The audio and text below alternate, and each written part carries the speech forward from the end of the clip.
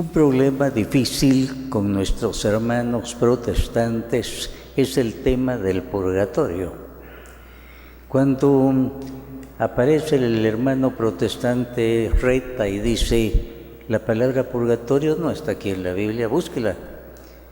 Y tiene razón, la palabra purgatorio no existe aquí en la Biblia, pero tampoco existe la palabra Trinidad. Si él dice, busque ahí la palabra purgatorio, no la va a encontrar. Entonces nosotros le podemos decir, mire, busque la palabra Trinidad, no la va a encontrar. No está en ninguna página de la Biblia la palabra Trinidad, pero está revelado el misterio de la Santísima Trinidad. Busque la palabra encarnación en la Biblia, no la va a encontrar en ningún lado. No se encuentra la palabra encarnación, pero se encuentra la revelación de que la palabra de Dios se hizo en carne y vino a vivir entre nosotros, eso sí está. Y eso es lo que nosotros encontramos en la Biblia, no la palabra, sino el concepto, la revelación de la existencia del purgatorio. A veces hay un malentendido con respecto a la revelación del purgatorio. ¿Qué es el purgatorio? No es un lugar geográfico que se pueda dar la dirección donde está. Es un estado espiritual. No es una cárcel. No es una sucursal del infierno. No es una prisión para castigar. Ese es el concepto equivocado que muchas veces se tiene. Fíjense que el purgatorio es una señal de la misericordia de Dios. Porque el libro del Apocalipsis 21, 28 dice, nada manchado entrará en el paraíso. Y el Señor, en su misericordia, cuando no hay la debida maduración espiritual todavía que a alguno le falta, le da esa oportunidad. Y eso es lo que nosotros llamamos purgatorio. Antiguamente se veía en algún altar unas ánimas quemándose en el purgatorio, un mal entendimiento de lo que es el purgatorio. Les repito, no es una cárcel, no es un lugar de suplicio, es un estado de maduración espiritual, signo de la misericordia de Dios, que pudiendo mandarnos al infierno, todavía nos da a nosotros una oportunidad, si no morimos en pecado grave. Atención a esto. Si no morimos en pecado grave, el que muere en pecado grave es señal que cerró su corazón a todas las infinitas gracias que el Señor le da para su conversión. Y si dice no, Dios respeta la libertad, pero no puede ingresar en el cielo. El que ha muerto en pecado grave no puede. El que no ha muerto en pecado grave, que tiene pecado venial, que no está todavía muy maduro, el Señor le da esta oportunidad, que nosotros llamamos purgatorio. El nombre purgatorio lo ha puesto la Iglesia para señal de purgación, de purificación en la misericordia de Dios. La gran oportunidad, o sea, no es un desquite de Dios, no es un castigo de Dios. Bueno, ¿y en qué nos basamos en la Biblia? El pasaje más claro al respecto está en la segunda carta del libro de Macabeos, en el capítulo 12. Se trata de lo siguiente: Judas Macabeo tiene una derrota y van a recoger a varios soldados que murieron en la batalla. Y resulta que cuando los recogen se dan cuenta que muchos de ellos se habían apropiado de los pequeños ídolos de los enemigos. Se habían apropiado de ellos no para adorarlos, sino porque eran de valor, oro, plata, y entonces se quedaron con eso, pero eso no estaba permitido. No era, llamémoslo, un pecado gravísimo, pero sí era una imperfección grande, en el sentido de robar aquello y quedarse con algo contaminado. Eso fue el pecado. Y entonces, ¿qué es lo que dice el segundo libro de los Macabeos en su capítulo 12, del versículo 42 en adelante? Dice así: hicieron una oración para pedir a Dios que perdonara por completo el pecado que habían cometido. El valiente Judas Macabeo, recomendó entonces a todos que se conservaran limpios de pecado, ya que habían visto con sus ojos lo sucedido a aquellos que habían caído a causa de su pecado. Después recogió unas 2,000 monedas de plata y las envió a Jerusalén para que se ofreciera un sacrificio por el pecado. Hizo una acción noble y justa, con miras a la resurrección. Si él no hubiera creído en la resurrección de los soldados muertos, hubiera sido innecesario e inútil orar por ellos. Pero como tenía en cuenta que a los que morían piadosamente los aguardaba una gran recompensa, su intención era santa y piadosa. Por esto hizo ofrecer este sacrificio por los muertos para que Dios les perdonara su pecado. Entonces, en primer lugar, aquellos soldados tenían pecado, pero no grave. Si no, no estaríamos hablando de esto. El que muere en pecado grave, pues es señal que cerró su corazón. Pero sí era una imperfección grande. Y entonces dice, hizo una colecta para mandar a decir un sacrificio por los pecados de los soldados caídos. Y aquí dice, hizo una oración noble y justa. ¿Cuál es la oración noble y justa? Rezar por los difuntos, oración de intercesión para que fueran perdonados de ese pecado que les impedía ingresar junto al Señor. Con miras a la resurrección, él creía en la resurrección. Fíjese que esto es lo interesante. Este segundo libro de los Macabeos es de los últimos que se escribió del Antiguo Testamento. Y ahí se habla ya de la resurrección de los muertos. Esto es muy importante.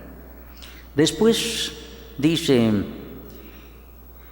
si no hubiera creído en la resurrección de los soldados muertos, hubiera sido innecesario e inútil orar por ellos. Pero creía en la resurrección de los muertos. Y por eso una oración de intersección por medio de un sacrificio, los que el Señor había mandado que se hicieran en aquel tiempo.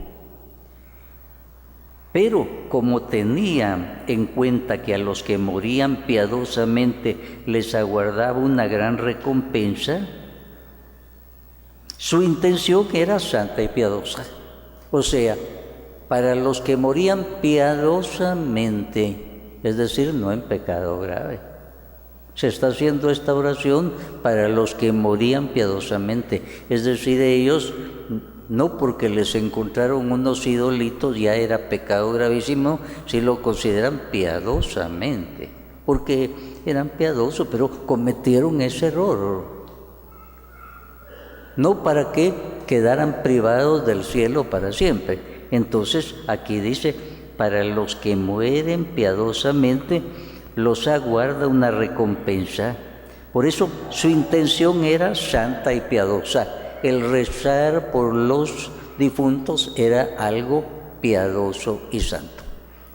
Entonces, en esto nos basamos nosotros y en eso se basó la Iglesia desde los primeros tiempos, para orar por los difuntos, oración de intercesión. Tal vez alguno volverá a decir, bueno, y esos idolitos, o sea, no era para adorarles, era porque eran de oro o plata, entonces quisieron apropiarse de eso, pero era inconveniente. Aquí también habla de los que duermen piadosamente. Consideraban que sus soldados habían orado, que mueren piadosamente, habían cometido un error. Ahora viene el hermano protestante y dice, pero ese libro de los Macabeos no está inspirado. Para nosotros los católicos sí. La Biblia que usó San Pedro para predicar, la Biblia que usó San Pablo para predicar, la Biblia que usaron los primeros cristianos es esta Biblia, la traducción al griego del Antiguo Testamento, del hebreo al griego, y ahí estaban estos libros. Nunca San Pedro dijo, esto no está inspirado, no, sencillamente, y de ahí viene la sana tradición de orar por los difuntos. Los primeros cristianos lo hacían a la luz de la Biblia. Así es que nosotros seguimos la tradición de ellos.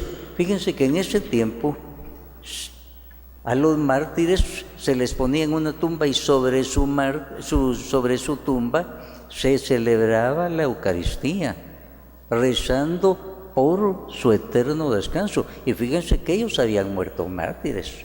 Pero como uno no sabe lo profundo del corazón humano, pues entonces uno ora por intercesión para que la persona sea perdonada de lo que no es grave y sea admitido a la presencia del Señor. Entonces, esto es muy importante. También para nosotros es muy importante lo que dice Mateo 12, al hablar del pecado contra el Espíritu Santo. Dice, este pecado no se perdona ni en esta vida ni en la otra. Habla aquí expresamente de pecado que se puede perdonar en la otra vida. No se perdona el pecado contra el Espíritu Santo ni en esta vida ni en la otra. O sea, es algo gravísimo. Entonces eso no se puede perdonar. Pero se habla de un perdón en otra vida y nosotros decimos, aquí está el concepto de purgatorio. Por eso oramos por los difuntos, para que el Señor tenga misericordia. Nosotros nos consideramos pues miembros de la Iglesia, que hizo siempre. Cuando nosotros visitamos en Roma las catacumbas en aquel tiempo eran cementerios antiguos olvidados, pero eran subterráneos. Cuando los primeros cristianos comenzaron a ser perseguidos, no sabían dónde reunirse. Un romano nunca iba a bajar a una catacumba, eran supersticiosos, nunca de noche se iba a meter a una catacumba que había sido un cementerio. Entonces a ellos no se les ocurría, por miedo, por supersticiosos. Pero el cristiano no le tenía miedo a eso. Y entonces vieron aquellos locales preparados y ahí hacían sus reuniones, sus asambleas. Y además, como no tenían dónde enterrar a sus difuntos, los enterraron ahí en las catacumbas. Y cuando se leen las lápidas mortuorias, pues ahí se ve oración, que descanse en paz. Pedimos al Señor por el eterno descanso de fulano.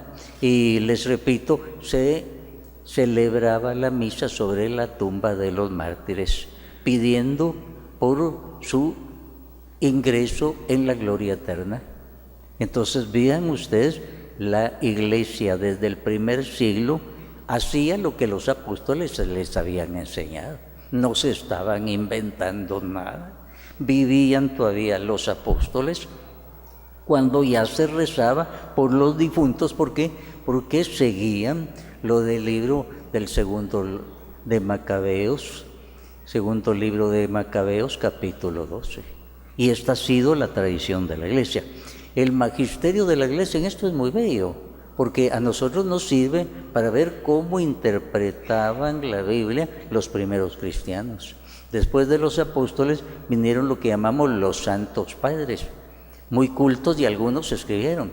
Y entonces nosotros eso lo tomamos para ver cuál era la enseñanza de los apóstoles. Algunos de estos padres se llaman apostólicos porque vivieron en tiempo de los apóstoles y reflejaron lo que ellos les enseñaron.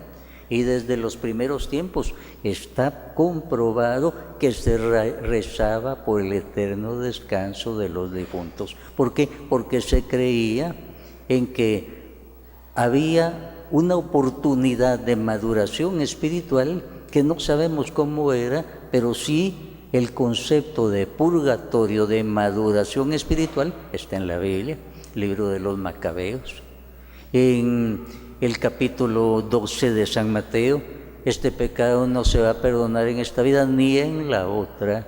En la otra vida se puede perdonar algo, pecados que no son gravísimos, e insistimos en esto, pecado venial lo llamamos nosotros. San Juan Crisóstomo, de los padres famosos de la Iglesia, decía: ayudémosles y recordémosles, si los hijos de Job fueron purificados por el sacrificio de su padre, ¿por qué habríamos de dudar que nuestros sufragios por los muertos no les traen alguna consolación? O sea, San Juan Crisóstomo, oremos por nuestros difuntos. ¿Por qué? Porque creemos en esa oportunidad de la misericordia de Dios, de una maduración espiritual que llamamos purgatorio. Insisto, no es una cárcel, no es suplicio, no es desquite de Dios, no es castigo de Dios, sino es misericordia de Dios que les da esa oportunidad de que entren limpios. También San Ambrosio, hablando de las almas del purgatorio, decía: más que llorar, hay que ayudar a las almas con oraciones. No las entristezcas con tus lágrimas, sino encomiéndalas más bien a Dios con oblaciones por su alma. O sea, el pensamiento de los padres. Mira, no entristezcas más a las almas, ayúdalas con tus oraciones. Tus lágrimas no les ayudan, con eso no haces nada. Ayúdalas con tus oraciones. San Agustín, en su libro Las Confesiones, ustedes saben que San Agustín fue de los teólogos más eminentes de los primeros tiempos. En su libro Las Confesiones, él dice que su mamá, llamada Mónica, antes de morir le dijo: hijo, encomiéndame todos los días en tu misa. Y San Agustín decía: todos los días en la misa rezo por mi madre. ¿Y por qué todos los días? Porque nosotros no sabemos lo profundo del corazón humano, y entonces oramos siempre por nuestros difuntos. Para Dios todo es un presente, todo es para interceder por ese difunto, para que sea limpiado, purificado, para que sea admitido en la gloria eterna. Esa es la santa costumbre que tenemos. El Concilio de Trento, que comenzó en el año 1546 y se prolongó muchos años, estudió este caso porque los hermanos protestantes con los reformadores, Martín Lutero, Zwinglio y Calvino, comenzaron a decir: no hay que rezar por los difuntos, y quitaron eso del purgatorio, y eso ya existía.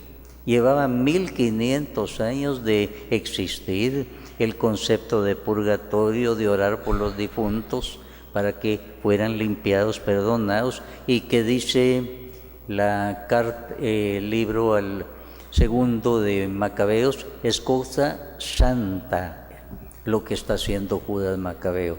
Entonces ellos lo hacían y nosotros lo seguimos haciendo. Y el Concilio de Trento dijo: mantengamos la doctrina del purgatorio, la santa doctrina del purgatorio. Y nosotros lo seguimos. O sea, cuando los protestantes en el siglo XVI comenzaron a decir eso de purgatorio no debe tenerse en cuenta, la Iglesia dijo: conservemos. Tenía una tradición de 1500 años que se oraba por los difuntos y se creía en el purgatorio. Ahora, ¿por qué le vamos a creer más a Martín Lutero, a Zwinglio y a Calvino y no a esa iglesia que fundó Jesús y que tenía 1500 años de rezar por los difuntos y de hablar del purgatorio? Fíjense ustedes, qué comparación. Porque Lutero, por ejemplo, un día dijo: quiten el libro, la carta de Santiago, es pura paja. O sea, la idea de un solo hombre. Podía ser él muy inteligente, pero ¿qué autoridad tenía él de decir: quiten eso? La Iglesia, cuando determinó cuáles eran los libros inspirados, no fue la cabeza de un hombre, sino fue una Iglesia con toda su tradición. Y fue la Iglesia la que determinó cuáles eran los libros inspirados. No eran unos hombres nada más por cuenta propia, eran teólogos particulares, no era la Iglesia. Ahora, posiblemente el hermano protestante no piensa que el purgatorio del cual hablamos nosotros es en esencia la misericordia de Dios. Dios es justo y entonces no puede decir aquí no pasó nada. Y no va a castigar, sino Él purifica, ayuda a madurar. No que lo tiene prisionero, porque algún protestante dice, ¿cómo es eso que Dios nos perdona y después nos va a castigar? No se trata de castigar. Se trata de que el Señor nos perdona, pero nosotros somos tan débiles que muchas veces nuestro corazón no se ha abierto del todo, nos falta maduración espiritual y no la concede. Y entonces nosotros le damos gracias a eso. Moisés era un santo muy bueno, pero le falló gravemente al Señor. Entonces el Señor le dice, Moisés, no vas a poder entrar en la tierra prometida. Y Moisés suplicó y oró, no, Moisés, no se puede. Entonces, por lo menos, Señor, permíteme ver de lejos la tierra prometida. Y Él le concedió que desde el monte Nebo Él pudiera ver la tierra prometida, pero ya no podía ser el líder que iba a llevar adelante al pueblo del Señor. Si el Señor lo hizo, eso era lo justo. David cometió un pecado muy grave, propiamente organizó el asesinato de el que era el esposo de la mujer con la cual él fornicó. Cometió adulterio. Entonces el Señor le dijo, mira, quedas perdonado, pero la espada no se va a apartar de tu casa. Es decir, la violencia que tú sembraste no se va a apartar. Y después resulta que uno de los hijos de David violó a una de sus hermanas. Entonces otro hermano mató a ese hijo.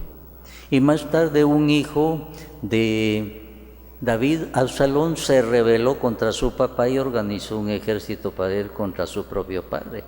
Y resulta que viene la batalla y muere el hijo de David. Y él llora, Absalón, hijo mío, mejor hubiera muerto yo. La espada no se había apartado. Él había sembrado violencia, estaba cosechando. O sea, Dios nos está castigando. Somos nosotros los que cometemos errores y Dios tan bueno y misericordioso nos concede una oportunidad de maduración. Pero, les digo, para lo que no es grave. Si alguien muere en pecado grave, pues él ya cerró toda relación con Dios. El Señor concede infinitas gracias para la conversión. Pero si la persona no quiere, Él no lo puede forzar. El hermano protestante dice, ¿qué están haciendo ustedes si Jesús ya lo hizo todo en la cruz? Es que Jesús lo hizo todo, murió por todos, pero solo se salva el que alarga la mano con fe para recibir la salvación que el Señor nos dio. Tenemos nuestra parte, y nuestra parte intercedemos por el hermano que ha muerto, para que él logre abrirse, para que madure, para que pueda pasar a la gloria eterna. Eso es lo que a nosotros nos toca.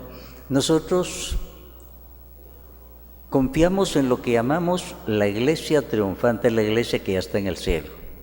Y en el Apocalipsis 5:8 se ve a los bienaventurados que en incensarios de oro ponen las oraciones que vienen de los santos de la tierra. Santos en la Biblia son los que han sido bautizados, consagrados, apartados para Dios. Los bienaventurados se están poniendo en incensarios de oro las oraciones que vienen de los santos de abajo. O sea, están intercediendo por nosotros ante Jesús, el único mediador entre Dios y los hombres, el sumo sacerdote. Entonces, hay otra iglesia también que llamamos militantes. En latín, milites quiere decir soldado. Nosotros estamos luchando todavía. Y entonces los que están arriba están rogando por nosotros.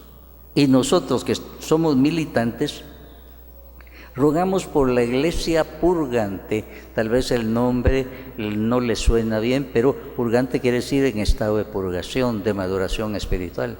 Entonces nosotros rogamos por ellos. La iglesia militante ruega por ellos. Cuando nosotros muramos, van a rogar por nosotros también. Junto a la cruz de Jesús había dos ladrones.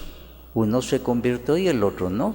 Los dos oyeron lo mismo, los dos pasaron por lo mismo, pero solo uno dio la respuesta. Solo a uno se le abrió el corazón. A veces por motivos sociales, familiares, he tenido que asistir a algún funeral protestante, de hermanos protestantes, y lo que veo ahí se habla de la conversión, de la segunda venida del Señor, del arrebatamiento, se habla de las virtudes que tuvo el que murió, pero no se ora por él. Y yo digo para mis adentros, a mí no me gustaría eso, yo quiero que recen por mí el día que muera, para que el Señor tenga misericordia, para que sea purificado. Así es que el muerto ahí está, pero ya por él, uno de ellos dijo, lo que se tenía que hacer ya se hizo. Nosotros confiamos en la misericordia de Dios. A la luz de la Biblia, hacemos lo mismo que Judas Macabeo. Oramos por nuestros difuntos. Ofrecemos sobre todo el sacrificio del Nuevo Testamento, la Eucaristía que Jesús nos dejó. Entonces, eso es lo que nosotros seguimos haciendo como iglesia militante. Hermanos, quitemos de nuestra mente aquellos cuadros del purgatorio donde las pobres ánimas del purgatorio se están retorciendo entre el fuego, un mal concepto. Y purgatorio quiere decir lugar de maduración espiritual debido a la misericordia de Dios. Y sobre todo, les recalco lo que acentuaba el Papa Juan Pablo II, San Juan Pablo II, procuremos tener nuestro purgatorio aquí, en la tierra. Es decir, busquemos aquí ser limpiados, para que no necesitemos ser limpiados en la otra vida, que vayamos lo más limpiamente posible.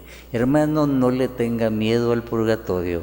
Está revelado en la Biblia, y el día que yo me muera, que no hablen de mis virtudes, sino que oren por mí, porque lo voy a necesitar. Que así sea para todos nosotros. Amén.